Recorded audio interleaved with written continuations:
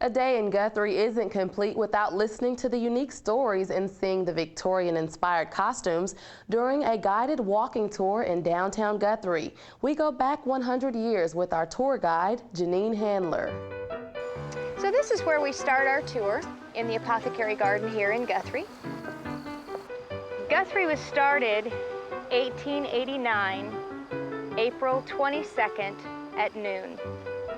There were about 50,000 people that ended up lined up for miles from Norman all the way up to the north part, which is Orlando. And out of these 50,000, you can figure that about 100,000 never even made it to the line. Okay, follow me.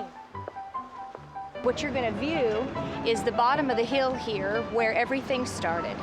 And as they came up the hill, what you'll want to picture is the fact that there was nothing here. There was no trees. This was grazing land. This was pasture, prairie grasses. As people came in, either on horseback, wagon, or train, if they had their horses and their wagons, many times they had just tents. So this was actually called a tent city at the first part of its organization. The brick buildings didn't really start until about the first and second year of people getting here. Because there were so many people trying to get their deeds situated and the legalities done, they didn't want to start putting their brick buildings in until they actually had their legal deed. As we walk up further, we have such a wonderful history of different figures that were here. We have Bill Doolin, actually was a wonderful character here in town. And his body, when he was shot and killed, it was actually set up in the window of the building there with the white turret. And his body was set up there, but he was so liked in town that they actually had about 1,000 people filter through there to pay their last respects. Now this land rent office, you gotta figure, there were two in the territory for all of the people, about 50,000 of them, that came to find land. So you had lines of people waiting to get their claims. At the time, there was a lot of problems between the Republicans and Democrats. So we had a very strong Republican in the paper at that time. And we had a lot of Democrats in town that would stay at the Elks Alley Hotel at that time. It was very well known that the political figures would come, and they loved to have female companionship.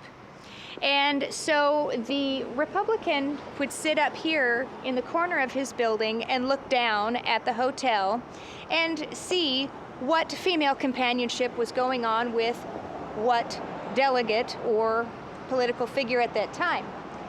If it was an interesting person, their name and their information would be put into his newspaper, and it would be set on the wife's doorstep the next day. The catwalk allowed the political figures to still have their ladies of the evening and not be seen by the newspaper man in the building across the street.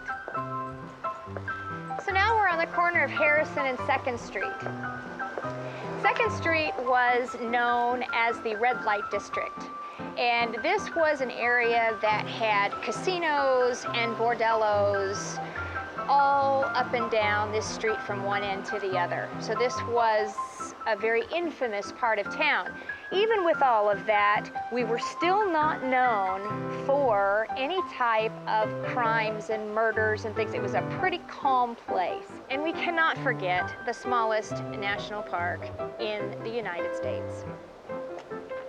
Well, due to lack of proper communications sometimes, just like with cell phones now cutting out. They had different forms of cutting out, in a sense, of information, whether it be because of Morse code, or it could have been the mail traveling from one place to the other. For whatever reason, the park was supposed to be 100 by 100.